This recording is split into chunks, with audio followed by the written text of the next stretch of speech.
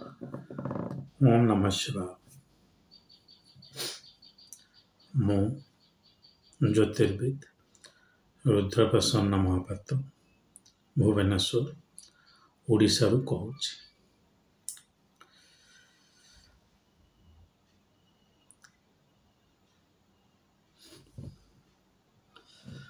ବଡ଼ ଦୁଃଖର କଥା ଯେ ଏଇ ଯେଉଁ ୟୁଟ୍ୟୁବ ଭିଡ଼ିଓ ଦେଖୁଛି, ଏଇ ଆମ ଓଡ଼ିଶା ରାଜ୍ୟର ଜ୍ୟୋତିର୍ବିଦ ମାନେ ଭିଡ଼ିଓ କରୁଛନ୍ତି, ସେଗୁଡ଼ା ବେସିକାଲି ବା ମୁଖ୍ୟତଃ ଆଇଦର ସେମାନେ ଗୋଟେ ଉପାୟ କହୁଛନ୍ତି କିମ୍ବା ଗୋଟେ ରାଶିଫଳଟାକୁ କହୁଛନ୍ତି। ଦୁଇଟା ଯାକ ଗୋଟେ ଜ୍ୟୋତିଷରେ କିଛି ଗୋଟେ ମୁଖ୍ୟ ଅଙ୍ଗ ନୁହେଁ, ବା କହିବାକୁ ଗଲେ ଗୋଟେ ପ୍ରକାର ଖାଲି କ'ଣ ସାମାନ୍ୟ ଗୋଟେ ଜ୍ଞାନକୁ ୟୁଜ୍ କରି ଗୋଟେ ଖାଲି ବିଜନେସ୍ ଓରିଏଣ୍ଟେଡ୍ ହେବା କଥା। ଯଦିଓ ମୁଁ ବିଜନେସ୍ର ବିରୁଦ୍ଧ ନୁହେଁ, କିନ୍ତୁ ରାଶିଫଳ ବୋଲି ଗୋଟେ ଦୈନିକ ରାଶିଫଳ ବୋଲି ଗୋଟେ କିଛି ନାହିଁ। ଇଭେନ୍ ମାସିକ ରାଶିଫଳକୁ ବି ବିଶେଷ ଗୁରୁତ୍ୱ ଦିଅନ୍ତୁ ନାହିଁ। ବାର୍ଷିକ ରାଶିଫଳଟା ଅଳ୍ପ ବହୁତ, ତାକୁ ଛାଡ଼ିଦେଲେ କୌଣସି ଗୋଟେ ଉପାୟ, ଆପଣଙ୍କର ପିଲାପିଲି ହେଉନି ଏଇଟା କରନ୍ତୁ, ଆପଣଙ୍କର ଦେହ ଖରାପ ହେଉଛି ଏଇଟା କରନ୍ତୁ, ଆପଣଙ୍କର ଘର ପରିବାର ଲୋକଙ୍କ ସହିତ ଭଲ ସମ୍ପର୍କ ନାହିଁ ତ ଏଇଆ କରନ୍ତୁ, ଇତ୍ୟାଦି ଇତ୍ୟାଦି। ଏ ଦୁଇଟା ଯାକ ଜିନିଷ ଟିକେ କିଛି ଆବଶ୍ୟକତା ନାହିଁ। ଆପଣଙ୍କର ଯାହା ବି କରିବା କଥା, ଆପଣ ଗୋଟେ ଜ୍ୟୋତିଷକୁ ଜାତକ ଦେଖାଇ ସାରିଲା ପରେ କରିବେ। କୌଣସି ୟୁଟ୍ୟୁବରେ ରାଶିଫଳ, ଦୈନିକ ରାଶିଫଳକୁ ଶୁଣିବା କିଛି ଆବଶ୍ୟକତା ନାହିଁ।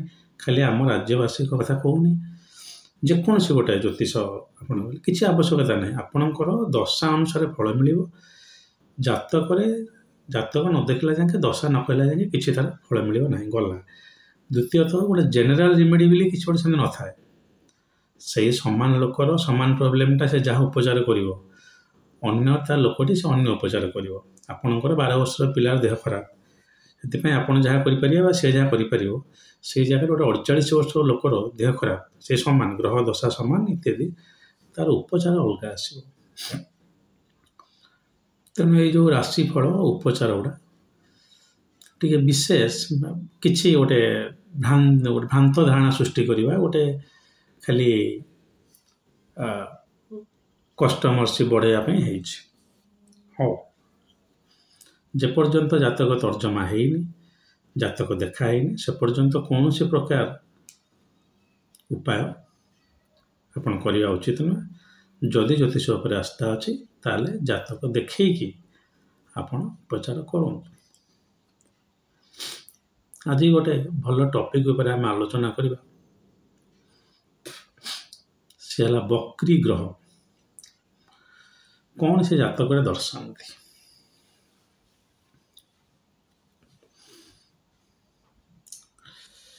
ବକ୍ରୀ ଗ୍ରହ ମାନେ କିଛି ସ୍ଥୂଳ ଜ୍ୟୋତିଷ ଭାବନ୍ତି ସେ ଗ୍ରହଟା ପଛୁଆ ଚାଲୁଛି।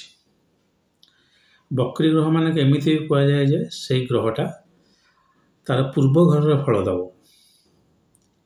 କିନ୍ତୁ ମନେ ରଖିଥାନ୍ତୁ, ଜାତକରେ ଗ୍ରହମାନେ କେବଳ ଆପଣଙ୍କର ପ୍ରାରବ୍ଧ ଫଳଟାକୁ ଦର୍ଶାଇବା ପାଇଁ ଗୋଟେ ସାଙ୍କେତିକ ମାଧ୍ୟମ ବା ଇଣ୍ଡିକେଟର।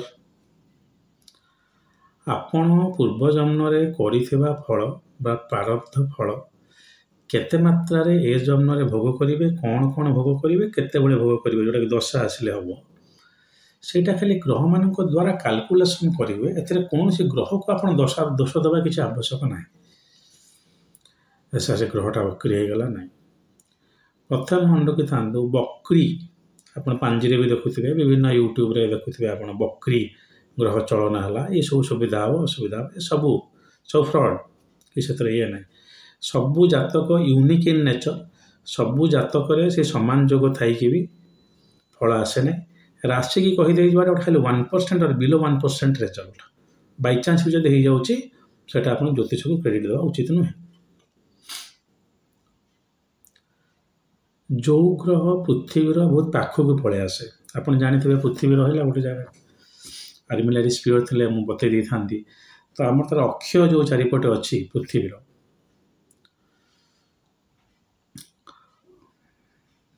ବା ପୃଥିବୀ ଏମିତି ତ ବଙ୍କିକି ରହିଲା ନା, ତ ତାର ଚାରିପଟେ ଯେତେବେଳେ ଅନ୍ୟ ଗ୍ରହ ଗୁଡ଼ା ଗୋଟେ ଗୋଟେ ତା ପାଖେଇ ଆସୁଛନ୍ତି ପୃଥିବୀର ଯେକୌଣସି ଗୋଟେ ବିଭିନ୍ନ ବଳୟରେ ବିଭିନ୍ନ ଗ୍ରହ ଗୁଡ଼ା ବୁଲୁଛନ୍ତି, ଯେଉଁ ଗ୍ରହ ପୃଥିବୀର ପାଖକୁ ପଳେଇ ଆସିଲା ସେଇ ଗ୍ରହଟା ଆମେ ବକ୍ରି ବୋଲି କହିଲୁ। ଗୋଟେ ଆଷ୍ଟ୍ରୋନୋମିକାଲ ଫେନୋମେନନ, ଯେଉଁ ସମୟରେ ଗ୍ରହଟା ଟିକେ ବଡ଼ ଦେଖାଯାଏ, ନିୟର ଟୁ ଆର୍ଥ। ତା ମାନେ ନୁହେଁ ଯେ ସେ ବ୍ୟାକୱାର୍ଡ ମୁଭ୍ ଗଲା। ସୂର୍ଯ୍ୟ ଆଉ ଚନ୍ଦ୍ର ଏମାନଙ୍କର ଗତିପଥ, ସୂର୍ଯ୍ୟ ଫିକ୍ସଡ ଆଉ ଚନ୍ଦ୍ରର ରୋଟେସନ ବି ଫିକ୍ସଡ। ତ ସେଇଥିଲାଗି ଏଇଟା ବକ୍ରି ବୋଲି ଧରାଯାଏ ନାହିଁ। ବକ୍ରି ଗ୍ରହ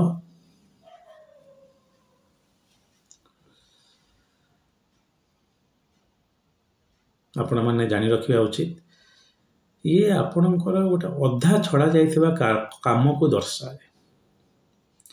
ଯେଉଁ କାମଟା ଆପଣ ଜଷ୍ଟ ଲାଷ୍ଟ ଲାଇଫରେ ଅଧାରୁ ଛାଡ଼ିକି ପଳେଇ ଆସିଛନ୍ତି, ତାର ବହୁତ ଗୁଡ଼ିଏ କାରଣ ହେଇପାରେ। ମୁଁ ଯେମିତି ଆଗରୁ ଜଷ୍ଟ ଟିକେ ଇଣ୍ଡିକେଟ୍ କରିଦେଇଥିଲି ଗୋଟେ ଛୋଟ ଭିଡ଼ିଓ ମାଧ୍ୟମରେ, ଯେ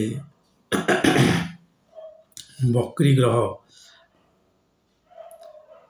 ଯଦି ଜାତକରେ ଥାଏ, ବହୁତ ଗୁଡ଼ିଏ 4-5ଟା ବକ୍ରି ହେଇଗଲେ, ମ୍ୟାକ୍ସିମମ୍ ତ 5ଟା ବକ୍ରି ହେଇପାରିବେ, ରାହୁ କେତୁ ଆଉ ସୂର୍ଯ୍ୟ ଚନ୍ଦ୍ରଙ୍କର ବକ୍ରି ନଥାଏ, ତାହେଲେ ଗୋଟେ ଇଣ୍ଡିକେଟ୍ କରେ କି ସଡନ୍ ଡେଥ୍ ଲୋକଟାର ହେଇଯାଇଛି। ବହୁତ ଗୁଡ଼ିଏ ପ୍ରୋଜେକ୍ଟ ସେ ଅଧାରୁ ଛାଡ଼ିକି ପଳେଇ ଆସିଛି, ବହୁତ ଗୁଡ଼ିଏ ତାର ଆଶା ଥିଲା କିନ୍ତୁ କମ୍ପ୍ଲିଟ୍ କରିପାରେନି। ବୃହସ୍ପତି ବକ୍ରି, ପାଠ ପଢ଼ିବାକୁ ଇଚ୍ଛା ଥିଲା ପଢ଼ିପାରେନି। ମଙ୍ଗଳ ବକ୍ରି, ଜାଗା ବାଡ଼ି କିଣିବାକୁ ଇଚ୍ଛା ଥିଲା କିଣିପାରେନି। ଶନି ବକ୍ରି, ପରିଶ୍ରମ କରୁଥିଲା କିଛି ଗୋଟେ କାମ କରିବା ପାଇଁ କିନ୍ତୁ ଇନକମ୍ଟେ ରହିଗଲା।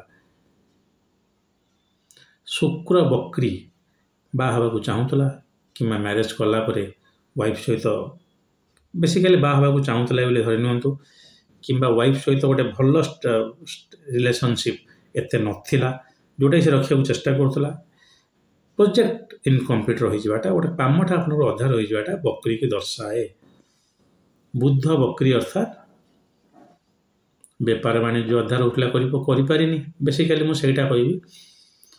ଆଉ ଯେଉଁ ଛୋଟ ଛୋଟ ଆପଣଙ୍କର ଫିଜିକାଲ କର୍ମ ରହୁଛି, ଯେମିତିକି ଭଲ ଗୋଟେ ସ୍ପିକର ହେବାକୁ ଚାହୁଁଥିଲା ହେଇପାରୁନାହାନ୍ତି, କି ସଙ୍ଗୀତ ହେବାକୁ ଚାହୁଁଥିଲେ ହେଇପାରୁନାହାନ୍ତି, ଗୀତ ଗାଇବାକୁ ଚାହୁଁଥିବେ ଯଦି, ତ ଏଇସବୁ ବକ୍ରି ଗ୍ରହ ଆପଣଙ୍କର ଯେଉଁ କାମ ଗୁଡ଼ା ଆପଣ ଅଧା ଛାଡ଼ି ଦେଇଛନ୍ତି ତାକୁ ଇଣ୍ଡିକେଟ୍ କରେ।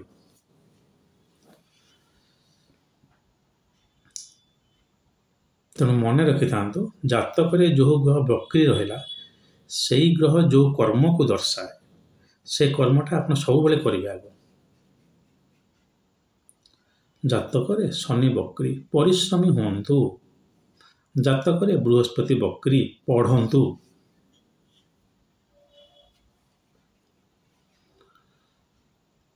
ଜାତକରେ ମଙ୍ଗଳ ବକ୍ରି, ଫିଜିକାଲ ଏକ୍ସରସାଇଜ କରନ୍ତୁ। ଯଦି ଆପଣ ଏଇ କର୍ମ ଗୁଡ଼ା କଲେ, ତାହେଲେ ଆପଣଙ୍କର ଏଇ ଜନ୍ମରେ କିଛି ସୁଫଳ ମିଳିବାର ଚାନ୍ସ ଅଛି। କାରଣ ବକ୍ରି ଗ୍ରହ ଅଦୃଢ଼ କର୍ମକୁ ଦର୍ଶାନ୍ତି, ଯେଉଁଠିକି ଉଚ୍ଚ ଆଉ ନିଚ ଗ୍ରହ ଦୃଢ଼ କର୍ମକୁ ଦର୍ଶାନ୍ତି, ସେଠି ବକ୍ରି ଗ୍ରହ ଅଦୃଢ଼ କର୍ମକୁ ଦର୍ଶାନ୍ତି। ଅଦୃଢ଼ କର୍ମ ଫଳ ଅର୍ଥାତ୍ ଯେଉଁ କର୍ମ ପାଇଁ ଆପଣ ଯଦି ଏଫର୍ଟ ଦିଅନ୍ତି ଏଇ ଜନ୍ମରେ, ତାହେଲେ ହୁଏତ ଫ୍ୟୁଚରରେ ଟିକେ ଟିକେ ଚେଞ୍ଜ ଆସିବ। ଜଣେ ବଡ଼ ତାନ୍ତ୍ରିକ ଅଛନ୍ତି, ମୁଁ ତାଙ୍କ ନାଁ ନେଉନି, ନର୍ଦର୍ନ ଇଣ୍ଡିଆର, ଗୋଟେ ଏମିତି ସିମ୍ପୋଜିୟମରେ କଥାବାର୍ତ୍ତା ବେଳେ ତାଙ୍କୁ ପଚାରିଲା ଯେ ଆପଣ ତ ଏତେ ଭୂତ ପ୍ରେତ ସବୁ ହ୍ୟାଣ୍ଡେଲ୍ କରିକି ରଖିଛନ୍ତି, ମୁଁ କୌଣସି ଜିନିଷ ବ୍ଲାକ୍ ମ୍ୟାଜିକ୍ ପ୍ରମୋଟ୍ କରୁନି, କାରଣ ଆଣ୍ଟି ବ୍ଲାକ୍ ମ୍ୟାଜିକ୍ ଆକ୍ଟ କ'ଣ ମୁଁ ଆପଣଙ୍କୁ କହି ରଖିଛି। ସେ କହିଲେ କାହିଁକି ଗୋଟେ ଏଣ୍ଟିଟି ବା ଗୋଟେ ପାରାନର୍ମାଲ ଏଣ୍ଟିଟି ଭବିଷ୍ୟତଟାକୁ କହିପାରୁନାହିଁ। ତ ସେ ତାନ୍ତ୍ରିକ ଜଣେ ବହୁତ ଭଲ କଥା କହିଲେ ଆପଣଙ୍କର ପୂର୍ବଜନ୍ମ ପୂର୍ବରେ ଯାହା ଘଟିଯାଇଛି ତାକୁ କିଏ କହିଦେଇ ପାରିଲା, କିନ୍ତୁ ଆପଣଙ୍କର ଭବିଷ୍ୟତଟା ସବୁବେଳେ କମ୍ପ୍ଲିଟଲି ଫିକ୍ସଡ ନୁହେଁ। କେତେଟା ଜିନିଷ ଫିକ୍ସ, ସେ କହିଲେ ଯେମିତି ଗୋଟେ ଆପଣଙ୍କର ପିଲାପିଲି କେତେଟା ହେବେ, ଆପଣଙ୍କ ଏଇ ଜନ୍ମରେ କେତେଟା ବାହା ହେବେ, ଏମିତି କେତେଟା ଫିକ୍ସଡ ଜିନିଷ ଅଛି ଆପଣଙ୍କର। କିନ୍ତୁ ଆଉ କିଛି କିଛି ଜିନିଷ ଟିକେ ଟିକେ ଚେଞ୍ଜେବଲ୍, କାରଣ ଅଦୃଢ଼ କର୍ମ ଏଇଥିରେ କାମ କରେ। ମାନେ ସେ ଅଦୃଢ଼ କର୍ମ କହିନାହାନ୍ତି, ସେ କହିବା କଥା ନିଜ କର୍ମ ଦ୍ୱାରା ଟିକେ ଟିକେ ଭବିଷ୍ୟ ବଦଳେଇ ହେବ। ତେଣୁ गोटे पारानॉर्मल एंटिटी भविष्य विषय कहीपर ना। आपण जिते बड़े गोटे जातक बक्री ग्रह देखुंत ताकू आपण आखि बुझिकी से ग्रहर काम जा से करेंगे सेटा है आपण बेस्ट उपचार।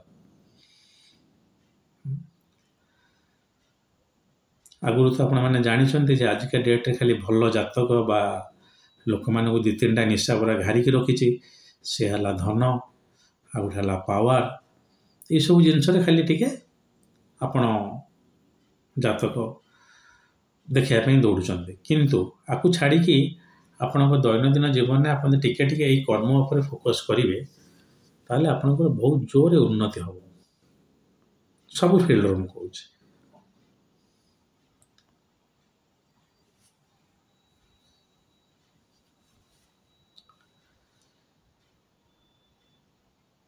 तेणु जातक कौन राशि कौटे गोचर गोटे ग्रह जदि बक्री हो जाऊँगी तार गोटे फल खाली आपणकर जो बाहर यूट्यूब भूस्पंडित दल ये जातक शनि हेले बक्री एमाने हेबे कोटिपति ये सब है आज्ञा भंडानी मिछ। ज्योतिष शास्त्र एमती किसी ना चंद्र लग्न देखिकी कह जाए ना आग लग्न किंतु बक्री ग्रह आपणकर गोटे कर्म को दर्शाए।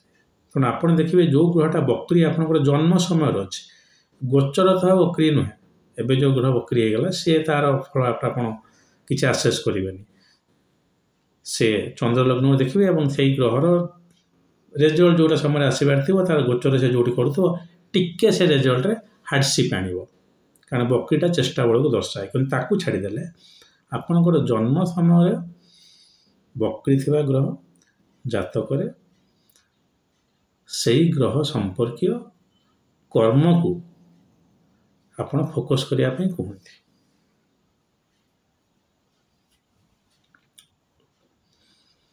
और जोटी ग्रह बक्री रही जाइए माने आपण भावे से कर्मटा आप अधा छाड़ी आउ टिके डीप को जीवा से बक्री ग्रह मनकर शनि अच्छी द्वितीय भाव में बक्री अर्थात आप पैसा पत्र बहुत लगुले हो पारा ना ए जन्म लगुत हो परिश्रम से एक्जाक्टली से जगह जब बृहस्पति बक्री हो जाते ताल आपड़ गोटे बहुत पढ़ा पढ़ी लेखा लेखि इनवल्व थे किंतु आप इंटेलेक्चुआलटा आप फोर्टिफाई करें ना बा ज्ञान को निजर धन हिसाब से आप आयत्त करें ना कि किसी आपंकर गोटे लिक्विड फाइनान्स थिला जो लिक्विड फाइनान्स स्टेट को आपण होल्ड करके रखिपारे बहुत दिन पर्यंत। सप्तम बुध बक्री अर्थात आप भल बिजनेस करुले गोटे लेवल पहुँचा चाहूले पहुँची पारे ना। सप्तम शुक्र बक्री आप गोटे भल जगह बाहर होगा चाहूले कि बाहर पारे ना कि वैवाहिक जीवन में आप सक्सेसफुल होगा चाहूले हो पारे ना दुईटा को इंडिकेट करे।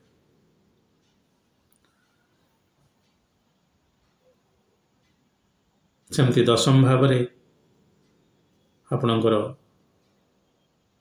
शुक्र बक्री यदि आप किसी शौकीन काम करने चाहते करना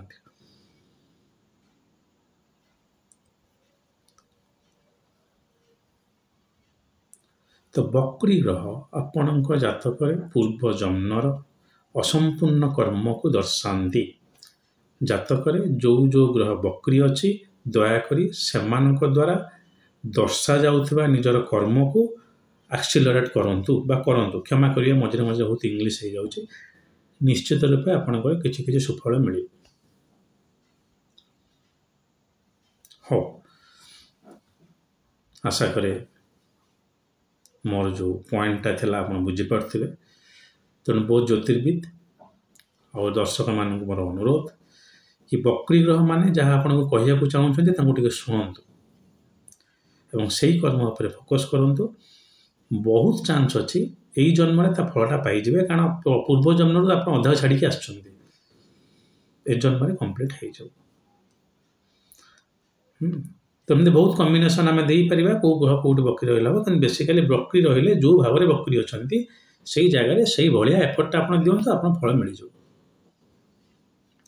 हो आज ये महादेव चाहती गोटे वीडियो सहित खूब शीघ्र आप उपस्थित हे। आज आज्ञा दिंतु। ओम नमः शिवाय।